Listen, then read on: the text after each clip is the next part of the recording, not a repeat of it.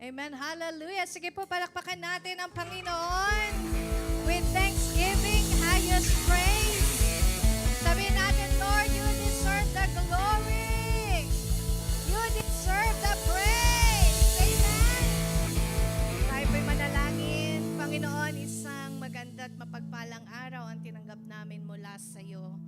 Ang biyaya ng buhay, kalakasan, paggising namin kaninang umaga, taglay namin, hallelujah, yung pag-ibig. Ang iyong mga salita na siyang aming gabay sa araw-araw at buhay.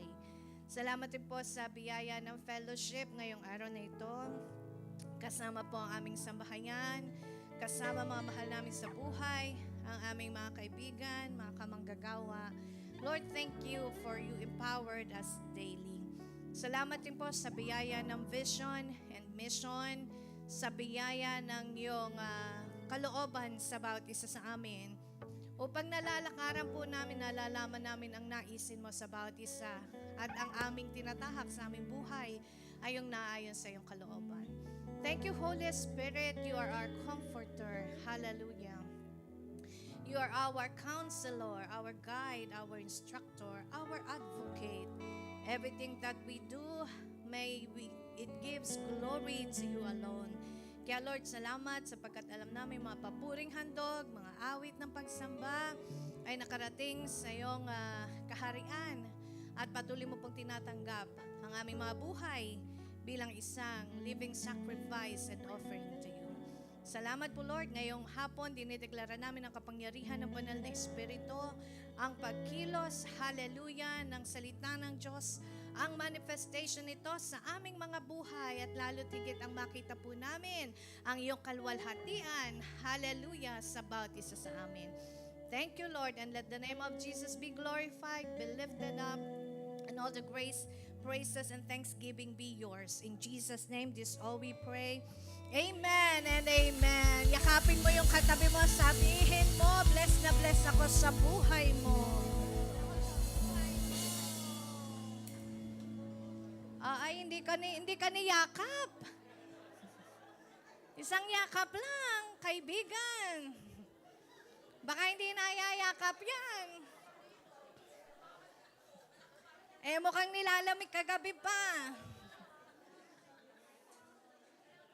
Thank you po sa ating worship team at sa lahat ng ating mga presenter. Ayan, Pastor Don, the Lord bless you. Papunta po siya ng Sharjah at siya po ang speaker doon. Praise God. Tanongin mo kung nilalamig ka pa ba? Bakit bawal na po ang manlamig ngayon? Amen? Nagmamantika. Pag nalalamig ka, nagmamantika, nabubuo, walang nagagawa. Amen. Kaya ang mantika, para magamit, nilalagay sa apoy. Amen. Kaya kasi pag may apoy, nagagamit siya. Parang yung katabi mo, nagmamantikang naapoyan. Praise God. Hallelujah. Okay na yung may mantika. Amen. Basta may anointing oil. Sabi mo sa katabi mo, you are anointed. With the anointed oil of the anointed one. Who's that? Jesus Christ, our deliverer. Praise God. Kaya po sa loob ng buwan ng January, pinag-uusapan po natin ay the glory of God.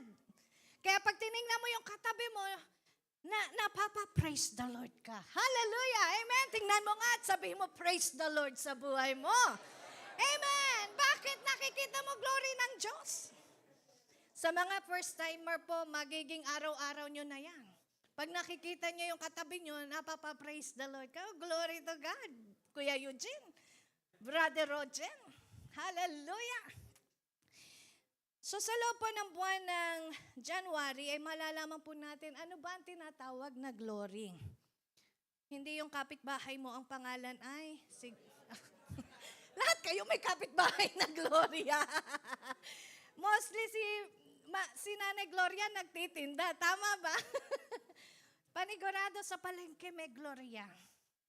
So yung pong glory na tinatawag o pinag-uusapan sa biblical way. Hallelujah. Kaya ang verse po natin ay makikita in Isaiah 40 verse 5. But let me read from Isaiah 40 verse 1. Maganda po ito from verse 1 hanggang 5. Basahin po muna natin.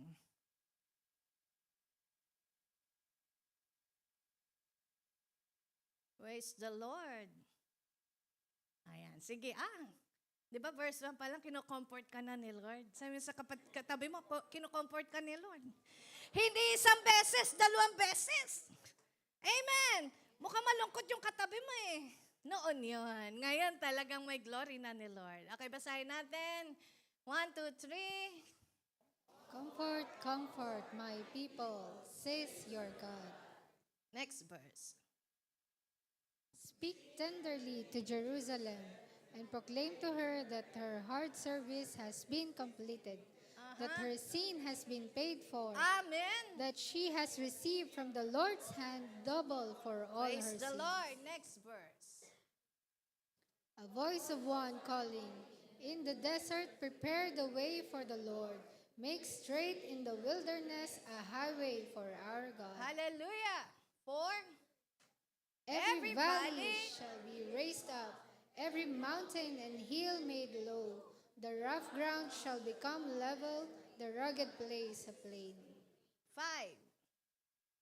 And the glory of the Lord will be revealed, and all mankind together will see it. Why? For the mouth of the Lord has spoken. Sabi mo sa katabi mo, the glory of God is revealed in you.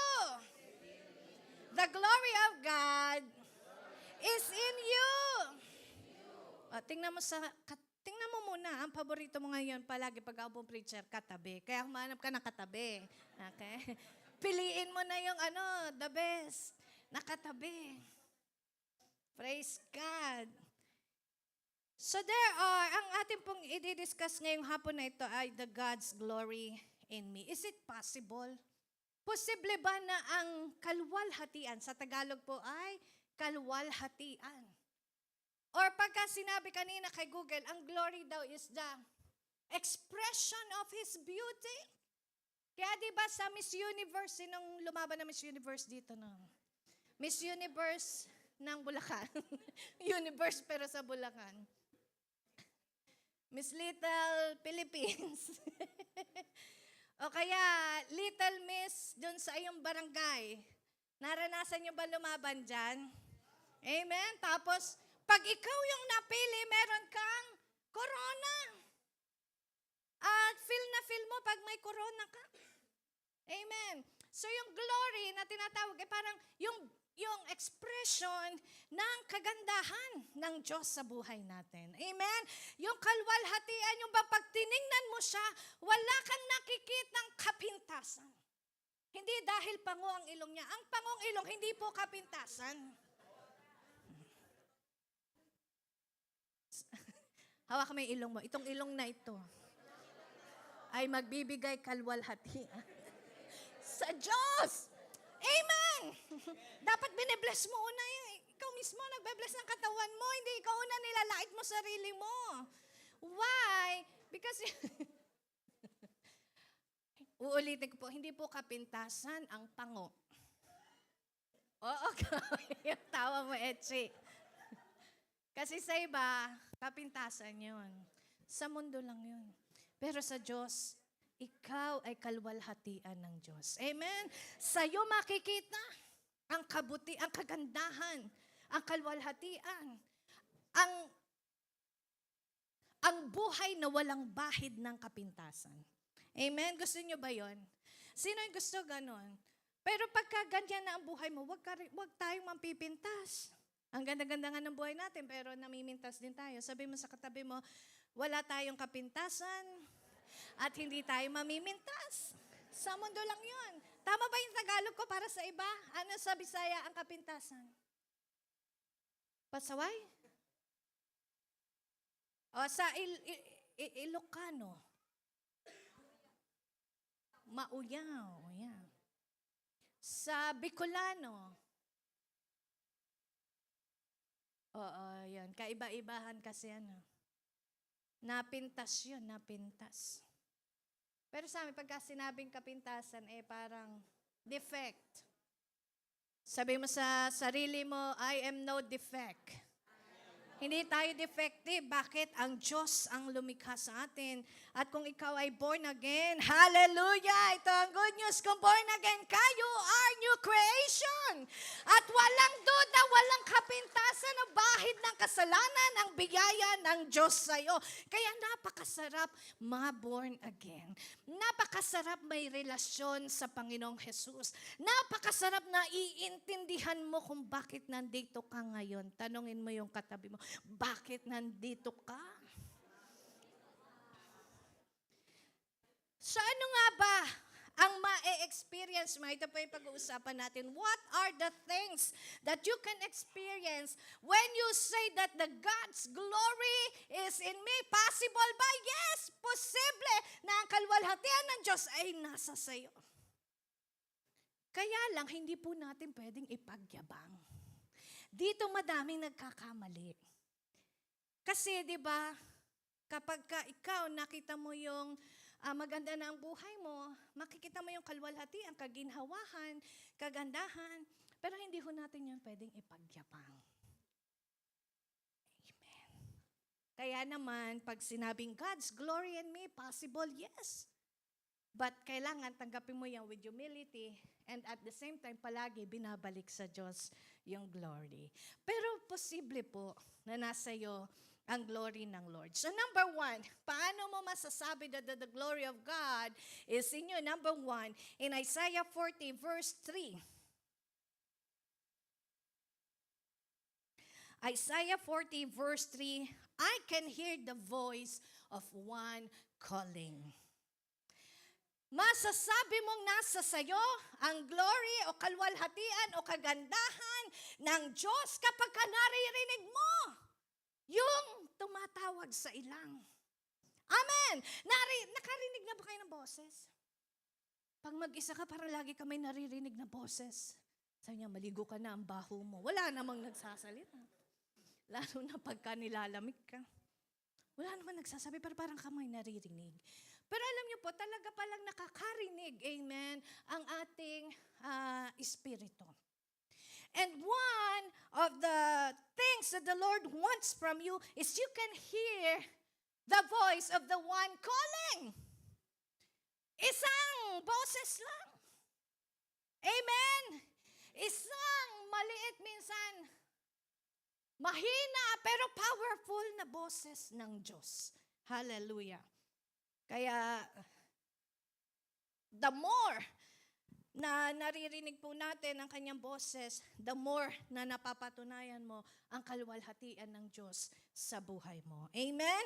So, also when we hear the voice of God, nag-i-increase ka sa pag-i-introduce sa Kanya. Ang salita po ng Diyos ay maririnig, hindi dahil may bumubulong. Ang salita ng Diyos maririnig ngayon sa pamamagitan ng buhay mo. Tingnan mo yung katabi mo. Tanungin mo, may boses ka ba? Hindi para kumanta. Kasi iba kahit walang boses, kumakanta. Okay din yun. Pero yung palang boses natin, biyaya ng Diyos, hindi para ikip mo lang sa banyo. At sabi mo, ay maganda ang boses ko, kaya tinape ko na lang. Tinape na. Ka-record. Yung po pala itong boses, sabihin mo nga, ang ganda ng boses ko. Glorious ba? Diba? Yung mga unang magulang, sino ito yung mga sinaunang magulang? Grabe sa sinauna, parang lumang-luma. Kasi sa totoo lang po, ang ating mga sinaunang mga magulang, kasama nanay ko, boses pa lang niya, hindi ko alam kung matutuwa ako. Sige, dito pag naririnig mo yung boses ng magulang mo, natutuwa ka.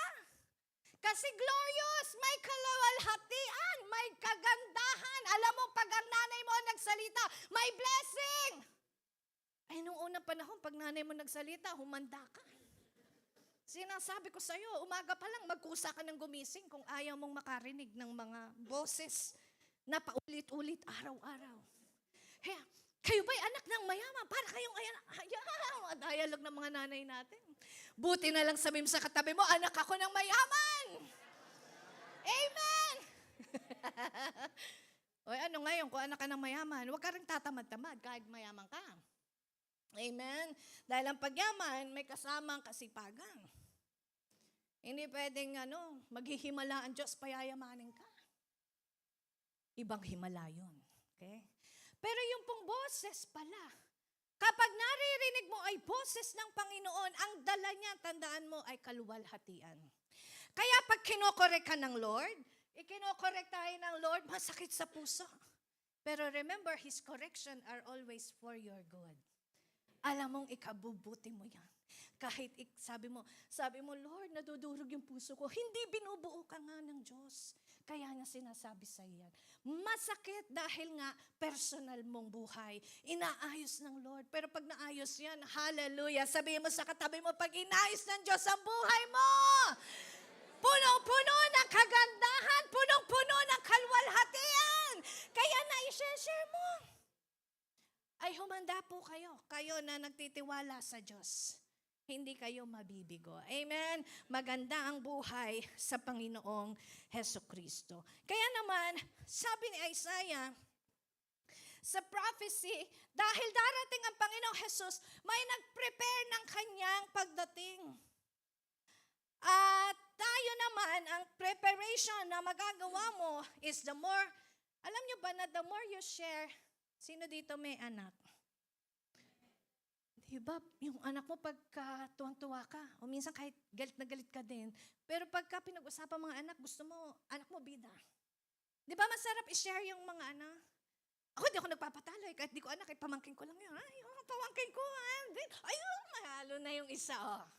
Bakit? Kasi, nandun natutuwa ka i-share. And the more you share, alam nyo ba na the more you will know Jesus, the more you share Jesus, the more you will know Him. Yung iba sabi, hindi mo na mag-share kasi wala pa akong alam. Hindi, baliktarin mo. The more you share Him, the more na ini-intentional mo sa puso mo, Lord, gusto kitang i-share dun sa kapitbahay kong tuwing umaga naririnig ko yung boses. Sa susunod, iba na yung maririnig mo sa Kanya, di ba? The more you share, the more you will know Him, and the more you know Him, the more you will love Him. It is more easy to share Jesus at the first time that you hear about Him. Alam mo ba na mas madaling mag-share noong una mong narinig ang about kay Jesus? Oh man! Ako nung bago ako born again, grabe, parang gusto ko lahat ipagsigawan yung pag-ibig ng Diyos sa akin. Kung pwede lang akong tumayo sa gitna ng metro. Wala pang metro noon. Hindi ako makatayo. Doon pa lang kami sa bus na hinahabol namin doon. Naipit pa yung pako sa bus na yan. Bababa ako. Ang bus noon, di automatic. Kaya sabi mo sa katabi mo, bless na bless ka ngayon. Ang bus noon, pag sumarasara talaga, bahala kang kumawala. Pagbaba ko ng bus, naiwan yung isang paa. Nakakabit doon sa bus. Naandar na yung bus. Surgo-digo-digo. Parang nagkakandirit. Hinabol ng mga kinatoksal ko na, ay, there's a lady. Kung hindi, isa na lang pa ako. Praise God. Sabi mo sa katabi mo, bless na bless ka ngayon. Ang hirap noon ng panahon. Huwag niyang tanungin kung ilang taon na ako dito. Saan ka nakakita? Bus station, walang bubong.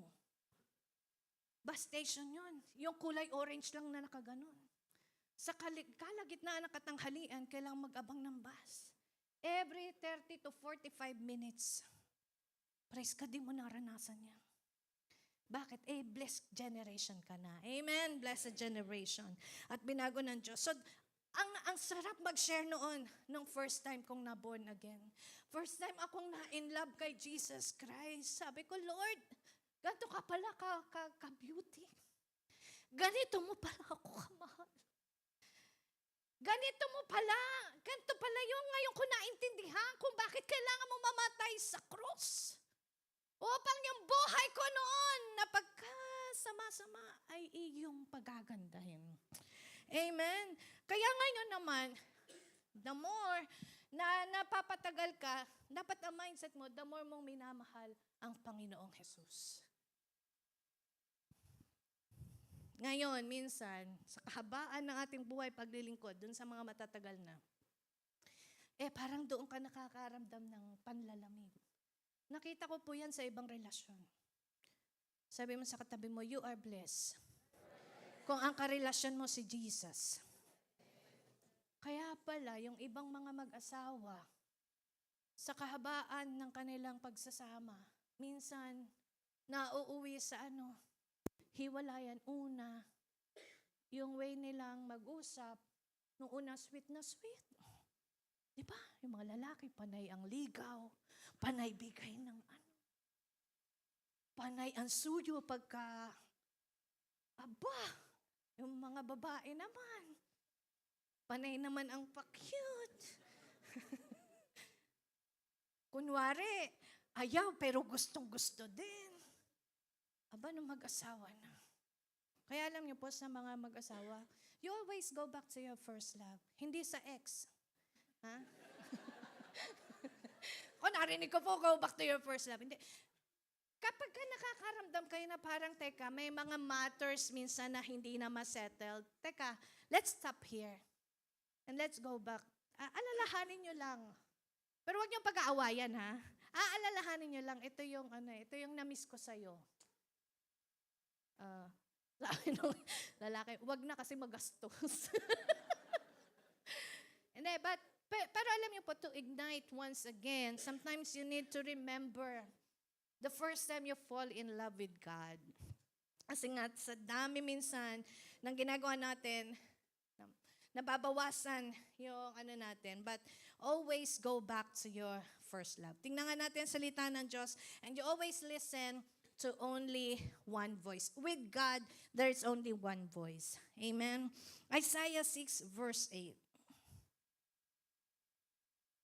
Then I heard the voice of the Lord. Ito pala dapat lagi ang naririnig natin. I heard the voice of the Lord saying, whom shall I send and who will go for us? And I said, here I am. Send me, Lord. Ang gusto pong emphasize ng verse na ito, you need to hear the voice of the Lord. Deuteronomy 13 verse 6. Deuteronomy 13 verse 6. It is the Lord your God you must follow, and Him you must revere. Keep His commands and obey Him, serve Him and hold fast to Him. John 10:27. My sheep listen to my voice. And then sabi ni Jesus, I know them and they follow me. Amen. And Isaiah 30 verses 19 to 21. Okay po magbasa. 1, 2, 3. O people of Zion, who live in Jerusalem, you will weep no more. Amen. How gracious He will be when you Hallelujah. cry for help. As soon as He hears, He will answer Praise you. God. 20. Hindi pa tapos. Although the Lord gives you the bread of adversity and the water of affliction, your teachers will be hidden no more. With your own eyes, you will see And them. 21. Whether you turn to the right or to the left, Ano daw? your Your ears will ears. hear a voice Aha. behind you saying, Saying. this is the way, walk in it. Praise God.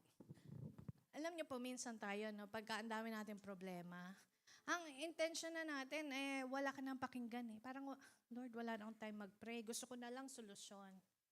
But you know, the more you have the challenges in your life, ay the more nyo pong buksan ang inyong tenga, may maririnig po kayong tinig ng Diyos. Ngayon, wala namang physical na tinig na maririnig, but the Word of God speaks. Naranasan nyo na ba na ang Bible nagsalita? Hindi umimik na ganyan, pero tatakbo ka nun. Pero alam mo yun, sabi mo, hala. Sabi ko, Lord, kailangan ko ba mag-book ng ticket? Give me a word, give me a word, give me a word, Lord. Sabi niya, go back to your home. Aba, ay yes and amen. Binuko na agad. Mama, wala pa, mamahal. Amen? So may mga revelation po ang Diyos na yun yung kanyang sagot, mismo Bible. Pero pag hindi ka magte-take ng time to meditate His words and to ask God, iba't ibang tinig maririnig mo. Amen. Praise God. When the glory of God is in you, you clearly hear the voice of the one calling. Amen. Number 2. To say that the glory of God is in me, the way for me is clear. The way is clear for me. Isaiah 40 verse 3. Ano po ang sabi uli doon? Basahin uli natin. Hanggang 4. A voice of one calling, in the desert, prepare the way for the Lord. Sabi doon, make straight in the wilderness a highway for our God. Verse 4. Every valley shall be raised up, every mountain and hill made low. The rough ground shall become level, the rugged places a plain. Ano pong ibig sabihin nito? Alam niyo po, sa paglilingkod o sa pakikipagrelasyon natin sa Diyos, kailangan you discover more of His guidance and His instruction. Amen. Discover His will and His plan and His purpose. Halos marami po sa ating mga Kristiyano ang laging sinasabi, bahala na ang Diyos. Alam niyo po, yes, God has a plan. Pero pinaalam niya yon sa'yo. Inire-reveal ng Diyos sa'yo ang plano niya. Alam niyo ba yon? Ngayon, kung hindi mo alam, ngayon alam mo na. Sabi mo sa katabi mo, inire-reveal ng Diyos yung plano niya sa'yo. Ayaw niya palagi kang manghuhula. Lord, ano ba? Gagawin ko ba? Hindi. Gagawin ko ba? Hindi. Ikaw na, Lord, ang gumawa. Hanggang sa mamaya na mislead ka na. Kaya mahalaga po na naging dinidiscover mo yung instruction or guidance ng Lord sa buhay mo. Sumasagot naman siya. Dinadirect ka ng Diyos. Amen? Minsan nagwo-worship, doon mo maririnig. Doon ka makakakita ng direction ng Panginoon sa buhay mo. Pag sinabi pong clear the way, sino na dito nakapanood ng parada? Diba may majorette? Alam niyo po, nag-majorette ako, hindi, joke lang. Muntik na ako mag-majorette eh. Kaya lang, iksi ng palda. Tapos ang haba ng boots, yung hanggang tuhod. Eh wala kaming pambiling boots. Mahal po kasi noon eh. Tapos yung baton na maganda. Tapos yung uniform, ang mahal. Sabi ng nanay ko, flaglets ka na lang. Sa likod. O kaya lyre na lang, lyre. Kasi may namamana kaming mga lyre noon eh. Kami ng ate ko ay dalawa kaming magkasunod na lyre. Kami yung nasa unahan. Kasi iba yung hawak namin ng lyre. Lahat sila nasa kaliwa. Kami nandito. Kasi kaliwete kami. So kami yung kakaiba. Praise God. Alam niyo po sa parada, bago pumarada, ano pong ginagawa? Hindi pwedeng pumasok na lang yung paparada. Tama ba? Kaya minsan may yung parking fine. Teka, hindi ka pwede mag-park dyan. Minsan, pinaprepare kasi yung way. Hindi makakadaan kung may mga sasakyan. Kaya minsan, bago makapasok, yung magandang mga paparada, meron munang maglilinis ng way. May magki-clear niyan. Sometimes, ang unang doon, ang unang gagawin, i-announce. Eh kahit nga patay, ina-announce, di ba yung may paparadang patay, di ba? Po, dadaan po yung yung ililibing. Di yun namang hindi pwedeng hindi aalis. Madadaanan sila. So, i-clear nila yung way. Kung may sasakyan, patatabihin. May naghahagis pa ng piso. Naranasan yun sa tatama sa noo mo. Ba't ba nahagisan ng piso pag may nadaang patay? Sa amin lang yon. Sa inyo din, ha? Sana mga 100 na lang. Yung bills na lang. Pwede. Hindi masakit pag dumaan sa'yo. So, i-announce yung coming. And then, i-clear yung way. At kung may sasakyan, patatabihin. Kung may naglalakad, basta lilinisin, pipigilang dumaan, at kung may barrier, tatanggalin. Ganyan po yun. Yun yung tinatawag na clearing. Kini-clear mo yung way. Nililinis mo. So, ngayong taong 2025, amen. Masarap po talagang mangarap tuwing unang araw at unang buwan at unang taon. Revisit your relationship with Christ. I-revisit mo. At your relationship, mayroon ka bang mga extra miles na pwedeng gawin pa?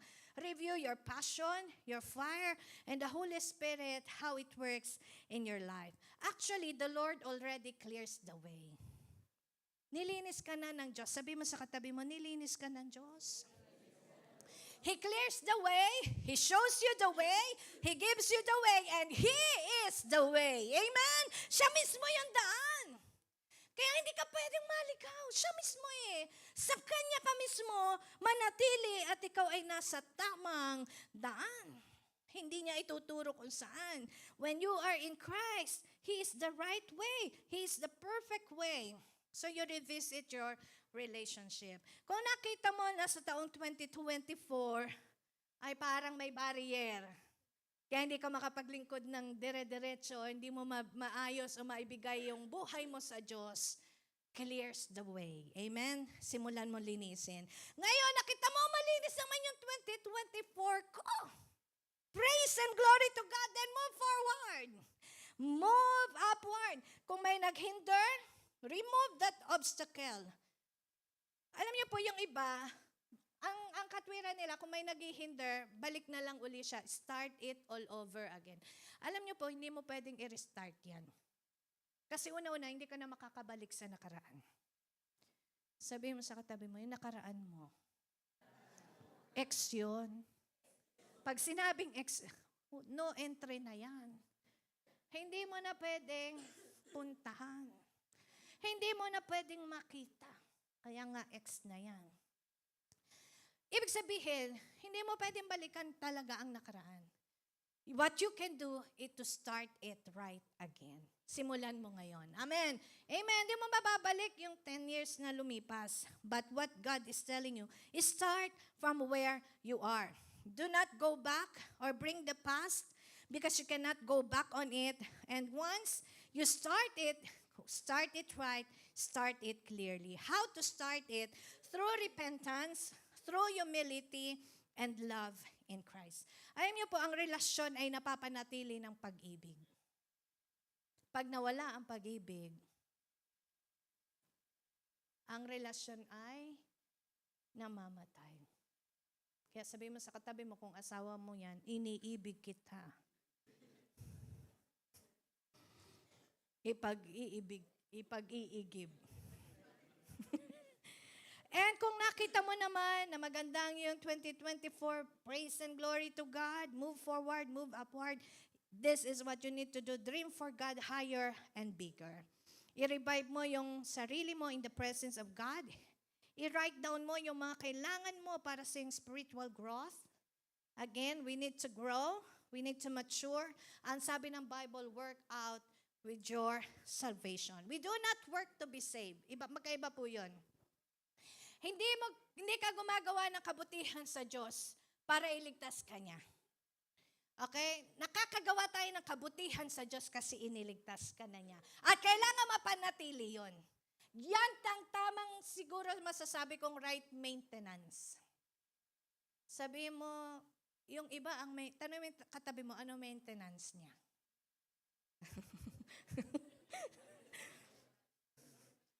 500, 1,000, mini-maintain. Iba gamot. Hindi, ang right maintenance, alam niyo po kung ano, ay panatilihin mo ang pag-ibig mo kay Jesus at ang kagandahan o glory ng kaligtasan mo. We don't give chance sa mga manggugulo. Amen? Sa mga magbibigay sa'yo ng way para mawala ka sa pag-ibig o sa relasyon mo sa Diyos. Di ba ang relasyon iniingatan? Tama po ba? Pag ikaw nakipagrelasyon at hindi mo intensyong ingatan, huwag kang makipagrelasyon. It's not relationship. Ang relasyon ay sinisimulan, iniingatan. Kaya kung hanggang ngayon yung asawa mo ay katabi mo, sabi mo salamat sa buhay. Paano yung nasa mga asawa nasa Pilipinas? Pasalamatan nyo mamaya pag uwi. Asawa ko, salamat. Iniingatan mo yung relasyon natin. Praise God. We don't give chance sa mga manggugulo niyan. Ganyan din po sa relasyon sa Diyos. We take guard of our relationship with Christ. Ang iba, ang gusto, si Jesus lang ang, Lord, ingatan mo yung relasyon natin. Hindi pwede, relasyon nga, dalawa yan eh. Ay minsan, pag pinakigaan naman tayo ng Diyos, nagagalit ka pa. Hindi pwede. Kailangan ikaw din, iingatan mo ang relasyon mo sa Panginoon. Take guard of your relationship. Take responsibility of what God has been given to us. The grace, alam niyo ba yung grasya niya, yung biyaya niya, walang ibang makapagbibigay niyan sa'yo, ang Diyos lang. Ang biyaya, hindi mo Sabi na iba, ay biniyayaan ako ng boss ko. One time lang yan. Pero yung biyaya hanggang sa habang buhay at habang panahon, Diyos lang ang may kapangyarihang magbigay niyan. At ang sinasabi ng salita ng Diyos, ibinigay na niya yan sa katauhan ng ating Panginoong Hesukristo. Ingatan mo ang relasyon na hinihingi ng Diyos sa'yo. Amen? So yun po ang kailangan nating i-take guard. The love of Jesus is more than worth of anything in this world. Alam niyo po, naka-receive akong promotion. Sino gusto ng promotion? The Lord bless you. Amen. With grace, with power. In Jesus' name, mangyayari sa inyo yan January 2025. I declare it. Alam niyo po, praise God, it's yours. Nakatanggap din ako bonus and increment. Hallelujah. Sa lahat ng mga may pinapanalangin na bonus and increment, it will be released immediately out to you. Ngayong January, may dagdag ang sweldo mo in Jesus' name. For the grace of God is upon you. At alam niyo po, yung bagong posisyon na ibinigay sa akin ay internal auditor. Wala na ako sa accounts. Dati ako accountant. Sabi nila, ano daw ako magaling ako sa mga detailed So, lagay ka namin dito sa internal auditor ng buong region, buong GCC. Kaya binawi nung isang araw. Sabi niya, Lani, hindi kami makamove. Dito ka muna uli ng mga 1 linggo, 2 linggo pa. Saka ka na bumalik doon. Hindi nila magawa yung task ko. Pero okay lang. I'll be there again for a month. And then pag balik ko, yun na magta-travel kami for audit. Pero alam niyo po, sabi mo muna sa katabi mo, receive your bonus and increase. Hallelujah! Alam niyo po, sa mundo, 'di ba? Sa totoo lang, sa mga establishments, hindi minsan pero halos madalas, unless you're a Christian, or you really trust, or you really obey God, may ginagawa pong kasamaan para gumanda yung outside. Alam niyo ba yan? Ibig sabihin, meron silang mga minamagic-magic sa loob. Ano yun? Yung mga gagawa ng fraud or something para lang mapaganda yung outside. Pero alam niyo sa Diyos, ginawa niya maganda yung inside so that your outside will be beautiful. So ngayon, kinausap ako nung audit manager. Sabi niya, Lani, i-edit mo yung invoices.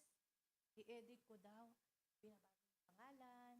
Sabi ko, hala, di naman ako nag-edit. Sabi ko, sa PDF. Kasi pwede nang hindi ma-check yun eh. Sabi ko, I'm sorry kasi hindi talaga ako nag-edit. Even yung manager namin, alam nila hindi ako nag-edit ng mga dokumento. Kinausap ko pong boss ko, kung pagagawin niyo ako ng ganyan, hindi ko yung gagawin. Sabi ko ganyan, hindi ako for God's glory, ay malinis mo ang puso ko sa akin pagtatrabaho. Because God gives me that heart. So ngayon, sabi niya, edit ko daw para tumaas ang points namin. Gumanda yung points ng kumpanya. Sabi ko sa auditor manager, Alam mo, kung ako'y ipag-e-edit mo, una-una, hindi ako tumatanggap ng ganyan. Hindi ko ho ginagawa yan. At kung ako'y mag-e-edit ng PDF, hindi internal auditor ang tawag mo sa akin, internal editor. So, hindi ko tatanggapin yung promotion na yan. Alam nyo, kinabukasan, tinanggal sa akin ang PDF editor na rights ko. Tinanggal agad kinabukasan. Sabi ko, tumawag ako sa IT. Kasi kaya ako nag-e-edit kasi yung mga form na sinasubmit ko naman sa bangko. Eh ngayon naman talagang kailangan mo yon, lalagay mo yung pangalan ng supplier, ganyan. Sabi ko sa IT, bakit hindi ako makapag-edit? Sabi niya, tinanggal na sa'yo pagiging PDF editor. Kanina na binigay dun sa aking manager, yung dun sa auditor manager. Sabi ko, so paano makapag-submit sa bangko? Sabi niya, gamitin mo na lang yung kanya daw username. Sabi ko, parang okay din. Kasi at least kung may gagawin silang hindi man maganda, hindi yung pangalan ko ang nandun. Di ba? Di ba? Minsan yung mga ganyang way ng Lord, ikabubuti mo eh. Kailangan lang makita mo yung maganda. Kailangan huwag mo kaagad mag-aladragon doon kasi liligtas ka ng Diyos. Amen. At that same day, kinausap din ako ng sabi niya, sabi mo daw, hindi ka na mag-edit. Sabi ko, yes. Sabi naman nila, I know. At hindi ko rin papayagan na ikaw ang mag-edit ng mga invoices. Sabi ko, praise God sa loob-loob ko. Amen? Sabi mo sa katabi mo, ililigtas ka ng Diyos. Ngayon, ito na, nagbigay ng bonus sa ka-increase. Akong gumagawa. Iba iisip ko dyan, tinitingnan ko agad yung iba, magkano bonus sa ka-increase. Pero sabi ng Diyos sa akin, wag mo na tingnan, wag mo na tingnan. Hindi, ako gagawa eh. Pwede bang hindi ko tingnan? Ba, nakita ko ang laki. Sabi ko, parang unfair. Parang yung puso ko ang laki naman. Ako wala pang 10% yung increase ko. Sila 30 to 40%. Alam niyo po, may kinausap ako ng Holy Spirit. Sabi ko, hindi nga ako makapagbakasyon. Hindi nga ako ganyan. Book ko nga ticket ko ngayon. Pero alam niyo po, ang sabi ng Holy Spirit sa akin, kinompare ko nga yung sabi niya. Bago pa mangyari yun, I always give thanks to God. Yan po yun. Basta anumang ma-receive mo kay Lord, i-compare mo man yan o hindi, you always give thanks to God because it is God who determines your increase. Tandaan niyo po yan, hindi yan boss. Hindi yan kung sino man. And I come into conversation with the Holy Spirit at sabi ng Lord sa akin, this increase that you receive comes from a clear and pure increase of your work.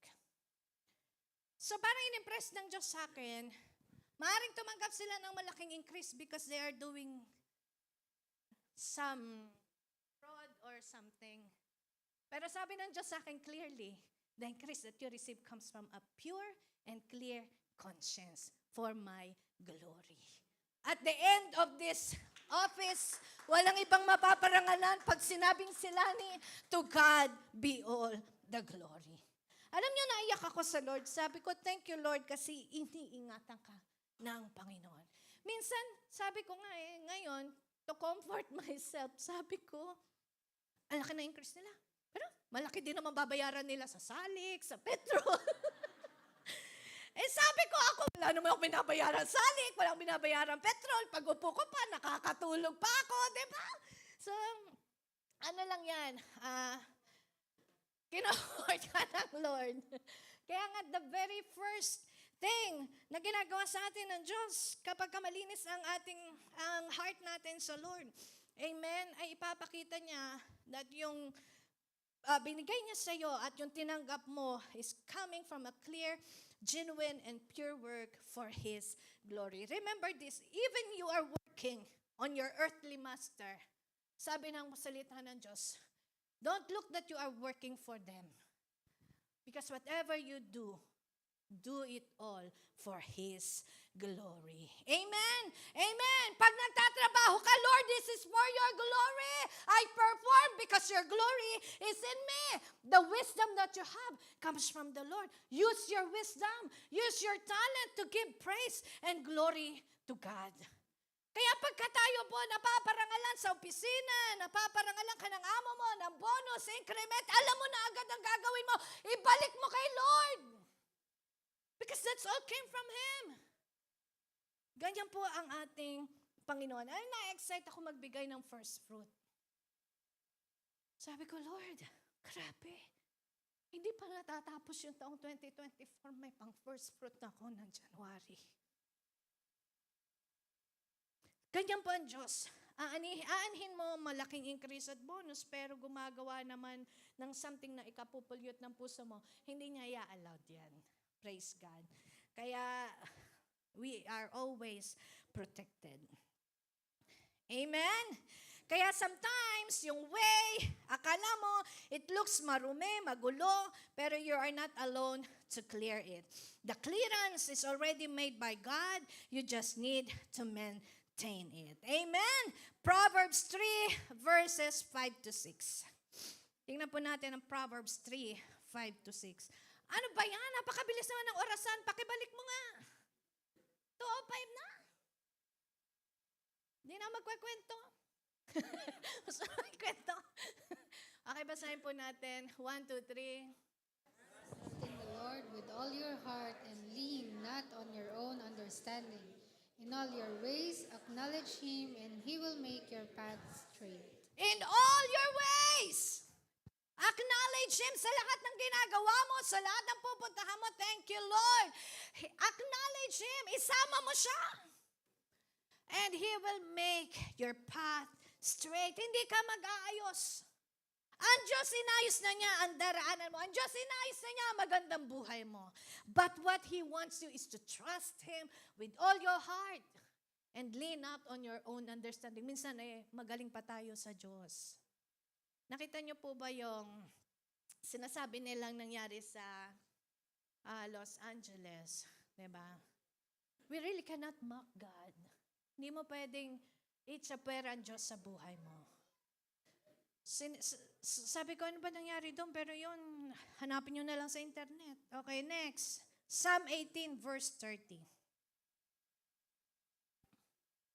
As for God, His way is perfect. Though it seems mahirap sa'yo, it seems imposible, but as for God, His way is always perfect. And the word of the Lord is flawless. He is a shield for all who take refuge in Him. Proteksyonan ka.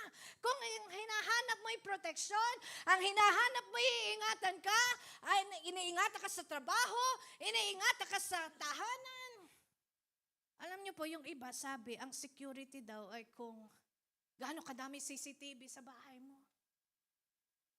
Para hindi ka mapasok magnanakaw. Alam niyo po, may bahay ako sa Camellia.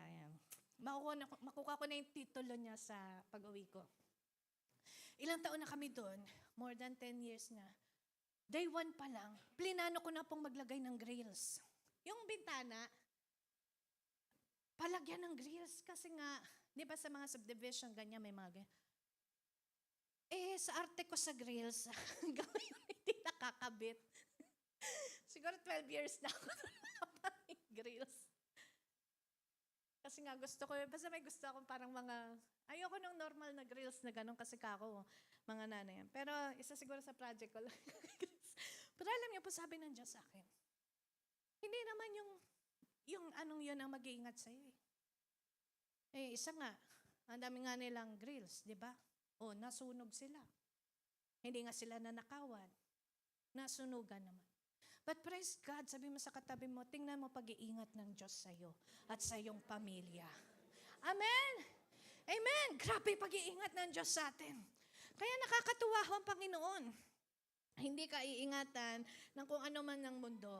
If you acknowledge God, He is a shield for all who take refuge in Him. Amen? Siya yung protection.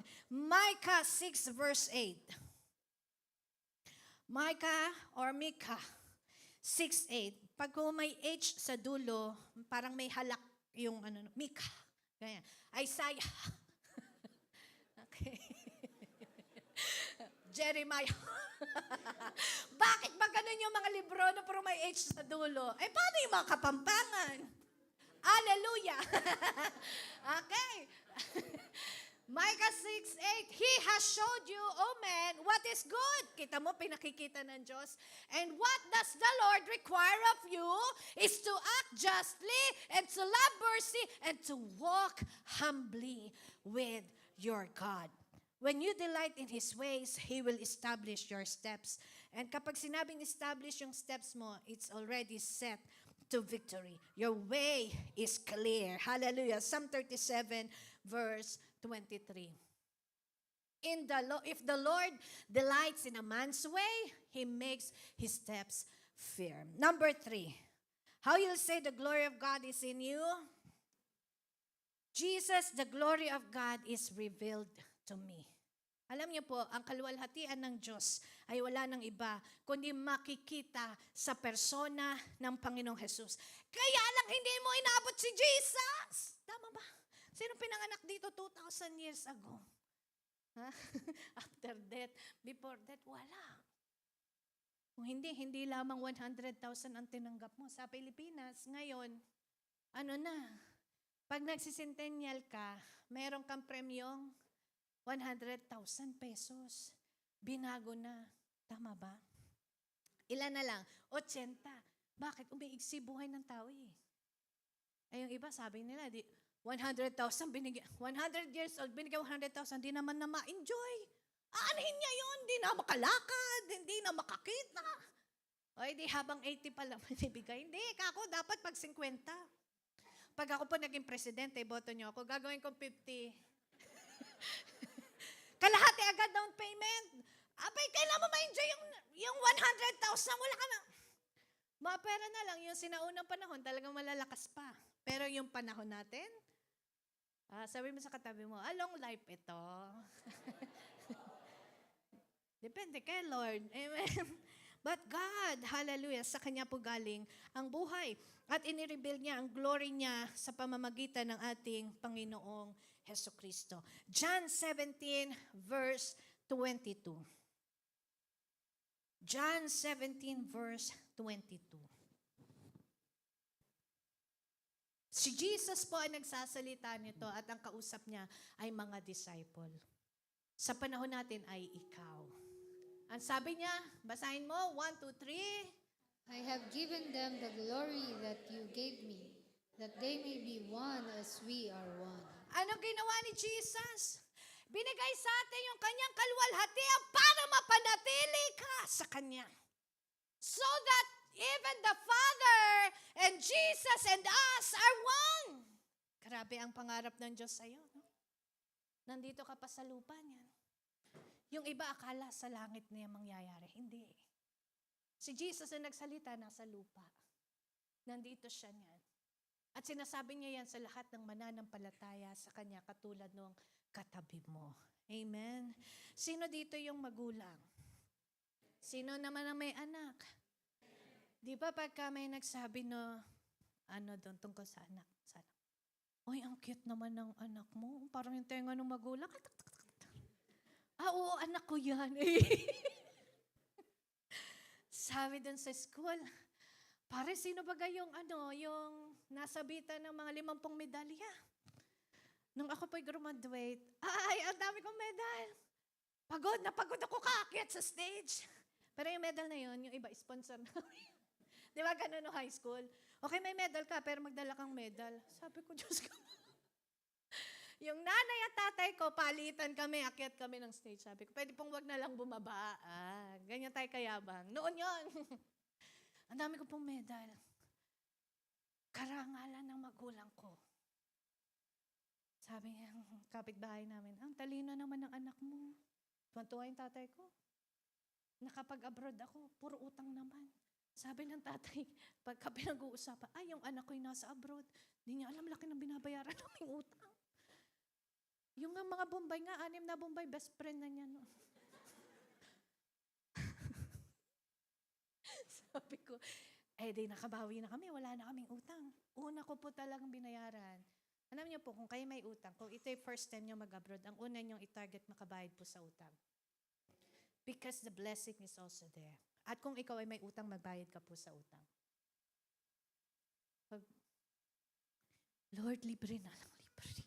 Hindi, pagka mayroon kang kausapin mo yun na pagkautangan mo, tanungin mo, pwede ba libre na lang yung utang ko? Paano kung umoo? Sige. Ay, thank you. Pero kung halimbawa, talagang magbayad po tayo. Hindi ko sinasabi na merong nakipag-usap sa akin, nagsumbong sa akin, may utang po siya. Hindi.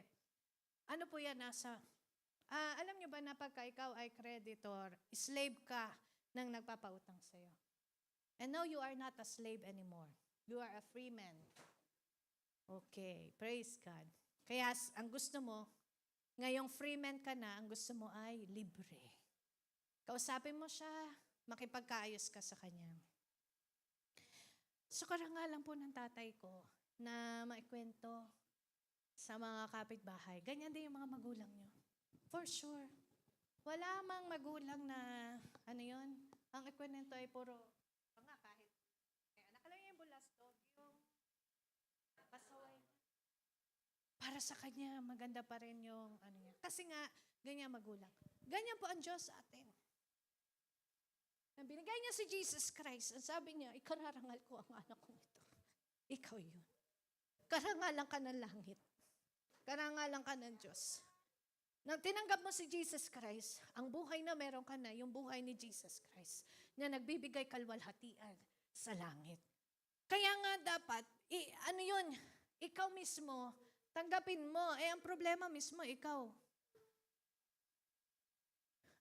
Lord, napakamarumi ko po. Nilinis ka na nga ng Diyos. Bukas ho kasi uulitin ko. Yun lang. Magdesisyon ka po. Kasi the moment naman na dinesisyonan mo yan, panigurado, yung glory ng Diyos magtutuloy-tuloy sa buhay mo. Amen? As a Christian, we are the fruit of Christ's suffering. Remember that. May naghirap para sa ikagaganda ng buhay natin. May naghirap para sa atin. Merong gumawa para ang taranasin mo na lang ay magaganda. Ibig sabihin, merong, di ba, kaya nga, di ba, noong unang panahon, yung mga magulang talaga naghihirap para sa anak. Para ikagiginhawa ng anak. Kaya lang, dumating din yung panahon na pagka nakatapos na yung anak naman naghihirap para sa magulang. Ibig sabihin, nagsacycle lang. Pero hindi ho ganun ang Diyos. Siya naghirap para sa ikagiginhawa mo at ayaw niya na maghihirap kang muli. Hindi ka maghihirap para sa kalwalhatian niya. Siya ang naghirap para sa'yo. Ano yun? Binigay niya ang Panginoong Jesus so that His glory will be upon you. Number 4, the others can see His glory in me. The others can see His glory in me. At kapag ka naman ikaw ay may kalwalhatian ng Diyos, hindi mo kailangang ipagyabang yan eh. Alam niyo, nakikita niyo yung mga hari dito, bigla na lang sumasakay sa metro. Minsan nga katabi ko, hindi ko alam eh. Or joke lang. Kasi hindi ko talaga alam. Pero di ba makikita niyo sa mga news, biglang sumakay ng metro. Pero hari yun. Alam niyo ba na ganun sila igalang, irespeto. At kahit na parehas lang sila, di ba ang damit nila pare-parehas. Puti lang. Pero ngayon parang may iba't ibang uri na din ng puti. Pati black. May black na fade na. May black na itim na itim. Pero lahat po yan, kahit pare-parehas, nag-stand out pag may glory ng Diyos. Parang katabi mo. Kakaiba ang kalwalhatian ng Diyos sa buhay ng katabi mo. Why? The others can see. That's the evidence. That's how you will experience the glory of God.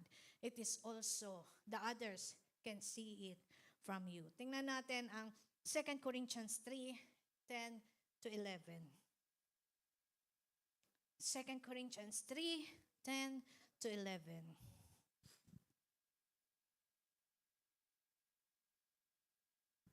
For what was glorious has no glory now in comparison with the surpassing glory. And if it was fading away came glory, how much greater is the glory of that which lasts. Anak, may amplified version ba tayo?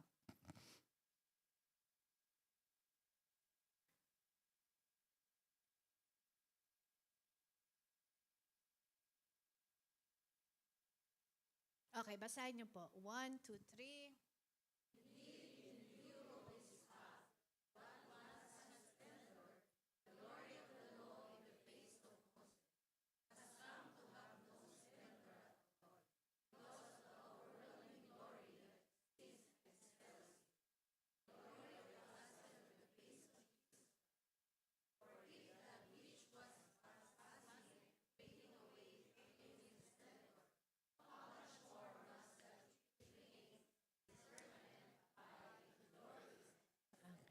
Ano daw po sabi?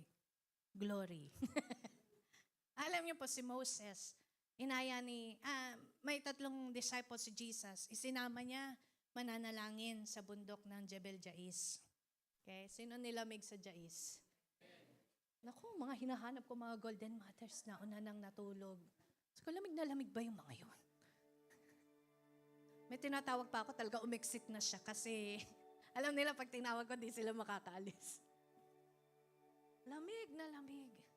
So ngayon, itong tatlong disipulo, sinama sa pananalangin, habang nagpe-pray si Jesus, nakita niya yung glory ng faces nila, Moses, ng mga propeta. At dahil nakita nila yung gloria, sabi ng mga disciple, Jesus, dito na lang tayo manatili because when there is glory of God, there is beauty. There is hope. Napakaganda ng kanilang mararanasan pag may kalwalhatian ng Diyos. Sino ba dito gusto lagi may problema? Siyempre wala. Ayaw na nila mga problema. Araw-araw na lang, ang daming taong sumusunod sa kanila.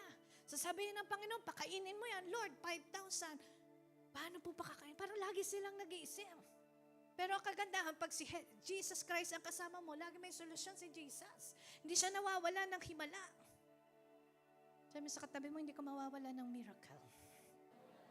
Because the glory of Jesus is in you. So ngayon, sabi ng mga disciple, dito na lang tayo, Lord, kasi ramdam na ramdam namin ang presensya ng Diyos, ang kalwalhatian niya, at ang kagandahan ng buhay ng Panginoon. Pero anong sabi? Yun daw pong glory in the law, in the face of Moses, ay no splendor at all. While ay hindi maikukumpara sa glory na bigay at biyaya ng Panginoong Jesus sa iyo ngayon. That's no splendor at all. But in the beauty of Jesus Christ, in the glory of the gospel of Jesus Christ, nandun ang totoong kalwalhatian. At yan ay biyaya, binigay sa iyo. How much more must that which remain and is permanent abide in glory and splendor. Kaya alam niyo po, napakasarap talaga sa presensya ng Diyos. At ang presensya ng Diyos ay hindi something na kailangang tinatawag palagi. The presence of God is also in you. Sabi mo sa katabi mo, nasa sayo. Kailangan mo lang i-acknowledge. Yung glory ng Diyos nasa sayo. Kailangan mo lang intindihin, unawain, i-meditate mo. Paano po pag nagkakaproblema? Then say, I am the glory of God. I have solution to the problem. Declare it. Napakahalaga ng iyong pananalita. Kaya nga kung may boses ka, gamitin mo yan sa magagandang deklarasyon ngayong 2025. Huwag mong ipang-away. Huwag mong ipang-curse. At huwag mong ipaningil. Utang na naman. Kasi may power po ang iyong declaration. Kaya nga sa last, number 5, what the Lord has spoken to me happens. What the Lord has spoken to me happens. What He says, He performs. Mawawalan lang ng performance sa iyo ang salita ng Diyos kapag wala ka ng naririnig na salita ng Panginoon. So ito pong prophecy na to ay sinulat ni Prophet Isaiah and Prophet John the Baptist. One from the old and one from the new. One is prophetic and now is the fulfillment. One is plan and now is the implementation. One has been promised, but now is the manifestation. One is from repentance, but now is saved by grace and love. Without Jesus is water baptism, but with Christ is the Holy Spirit baptism. Before they're just saying it, but now we are acting on it. Diba yung Word of God po dati, sinasalita lang. Pero ngayon, nangyayari sa buhay mo. Bakit? What the Lord has spoken is happening to you. From a forgiven noon, pinatatawad lang sila. Pero ano biyaya ng Diyos sa atin? A new creation, a born again. Kaya di ba sabi doon, early rain and latter rain. And the glory of the latter is greater than the former. God speaks, and it's so. And only the word of God stands forever. His word will never return to you, null and void. To Him, null and void. It accomplished what it says. If the word is in you, the glory of the Holy God is in you, meaning po, nangyari na yan. Ang kailangan na lang, wait on its manifestation or act on its manifestation. Kapag ikaw ay anak ng hari, kahit na hindi ka nakapang, prinsesa, alam mong anak ka ng hari. At hindi mawawala yun. Kaya, ano yun sabi ng boses ng Diyos? Isaiah 40 verse 6 to 8. Dito po tayo magtatapos. This is the evidence of God's glory in me. Ang sabi ng Isaiah 40 verses 6 to 8. A voice says, cry, saying, prophesy. Anak NIV na lang. Sige po. A voice says, cry out. And I said, what shall I cry? Sabi ng word, all men are like grass, and all their glory is like the flowers of the field. Verse 7, yun daw grass withers, natutuyo. Yung mga bulaklak, nalalanta, bumabagsak. Because the breath of the Lord blows on them. Surely, the people are grass. Tayo daw. The grass withers and the flowers fall, but the word of our God stands forever. Therefore, the word of God is in you. You'll stand forever. The glory of the Lord will be on you. Ngayon, para makita mo yung ganda ng buhay, tingnan mo yung magandang gagawin ng Diyos sa'yo ngayong 2025. Kung nakaranas ka ng sakit at karamdaman, tingnan mo ngayon. I-expect mo na, Lord, I thank you for this year is the year of my healing and my divine health. Praise God, I do not allow, hallelujah, mga sickness and diseases sa ating buhay. You will hear a lot of things happening in this world, but your focus is on the Word of God. Amen? Tayo pong lahat ay magsitayo at sabihin natin, I